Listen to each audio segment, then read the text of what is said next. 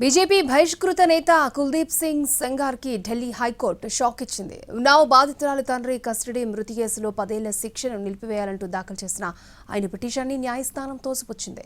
తదుపరి విచారణను ఫిబ్రవరి 3కి వాయిదా వేసింది. ఉన్నావ్ అత్యాచార బాధితురాలి తండ్రి కస్టడీ మృతి కేసులో కుల్దీప్ సెంగర్కు ఢిల్లీ హైకోర్టులో చుక్కెదురైంది. 10 ఏళ్ల శిక్షను నిలిపివేయాలంటూ వేసిన పిటిషన్ను కోర్టు కొట్టేసింది.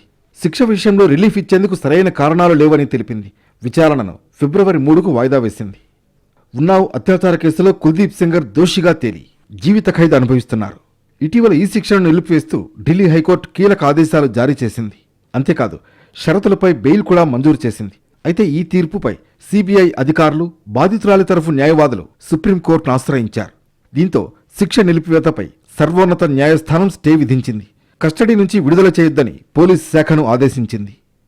2017లో కుల్దీప్ సింగ్ సెంగర్ ఉత్తరప్రదేశ్లోని ఉన్నావ్ ప్రాంతానికి చెందిన ఓ మైనర్ బాలికను కిడ్నాప్ చేసి అత్యాచారానికి పాల్పడ్డాడు. 2018 ఏప్రిల్లో ఆమె తండ్రి పోలీస్ కస్టడీలో మృతి చెందాడు. ఆగస్టు 1, 2019న సుప్రీంకోర్టు ఆదేశాల మేరకు అత్యాచారం కేసు, సంబంధిత ఇతర కేసులను యూపీలోని ట్రయల్ కోర్టు నుంచి ఢిల్లీకి బదిలీ చేశారు. అత్యాచారం కేసులో జీవిత ఖైదు, బాధితురాలి తండ్రి మృతి కేసులో 10 ఏళ్ల జైలు శిక్ష పడింది.